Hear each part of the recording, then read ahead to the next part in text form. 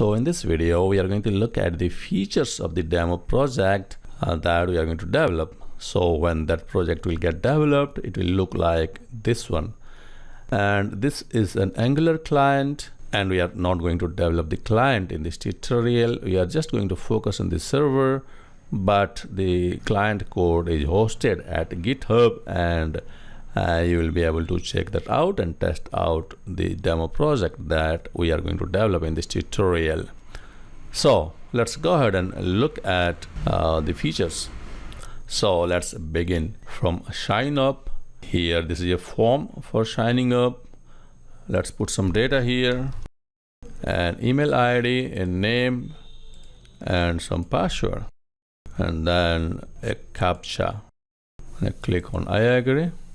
When I sign up, see that this message is coming from the server side, and this message comes field wise. So in the client, you can show that message below the related field.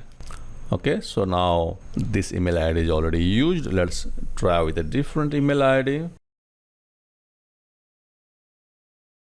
Yes, now we are able to sign up, and a verification mail has been sent to our email ID. And if that user does not get the verification mail, here is an option for him to resend the verification mail. So let's go ahead and click on that.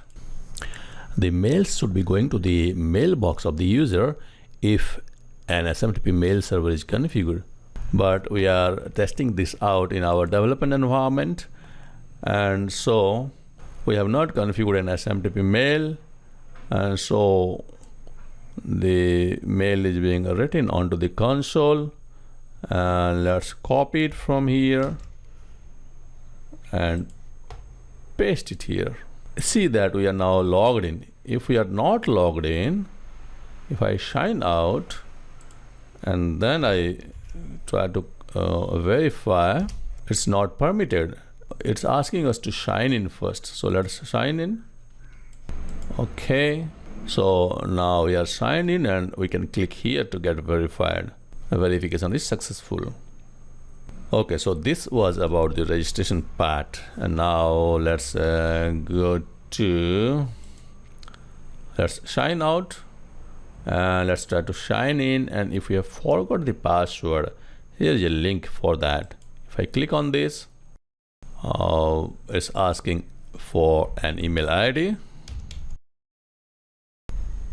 and then let me click on forgot password, and please check your email for instructions on how to reset your password. So again, that will be available on the console because we have not configured an SMTP mail server.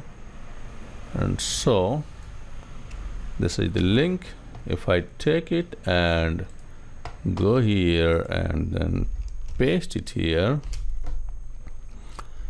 it's asking for a new password. Let me give a new password, and then set password, and then password is changed. Now I can sign in using my new password. Okay, and then we have a change password feature as well. If we go to profile, here we have got change password feature, which is simple. And if we go back, we have the edit option, and here we can change the name. Let me try to change the name and show you. When I update, here also the name changes. The user can also change his email ID, and for that it's a two-step process. Let's see how it is done. In this first step, I'll enter the new email ID. Suppose this is a new email ID, and I need to enter the password here because this is a sensitive operation, so password will be needed. And then I can request for the change. A mail containing a link has been sent to the new email ID, and click on that link to change your email. So let's now go to our console and see what mail we have got. This is the link.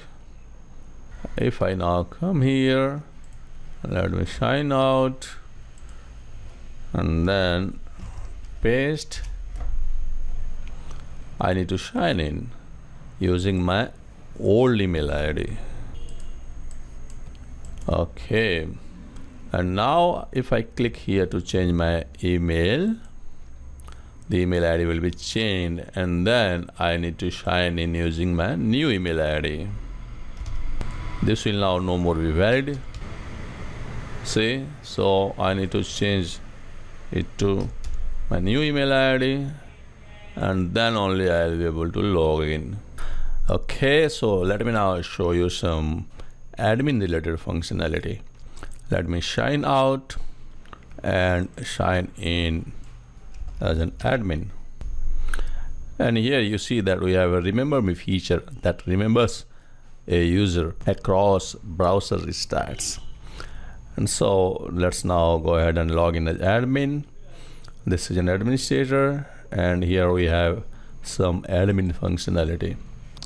The first thing I'm going to show you is how to switch to a particular user, and this is useful, for example, for the support guys. When some user reports an issue, then the support guy will be able to log in as that user and then test the issue out. And so we are going to do that. Let's now switch to the user that we created some time back, and if I click on switch user, now the user is switched.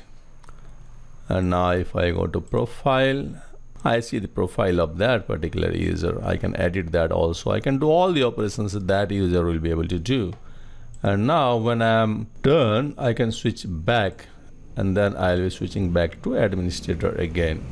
Okay, and there is one more admin function I want to show you. That is, an admin can edit a user.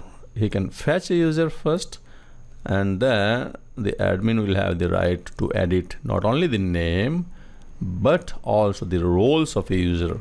For example, I can make the user unverified so that the user will get a verification mail and he will have to verify again. So if I do the update, the profile is updated, and if I now sign out and sign in as that user, okay, you see that your email is unverified and a verification mail has been sent to your email ID. If we go there, and from the console, if we copy this link and paste it here, and if we click here to get verified, we are able to verify.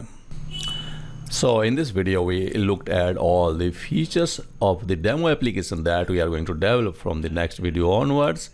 And as you will see, most of the features comes by default from the Spring Lemon open source project, but we have to do some configuration and some customization. So join me in the next video.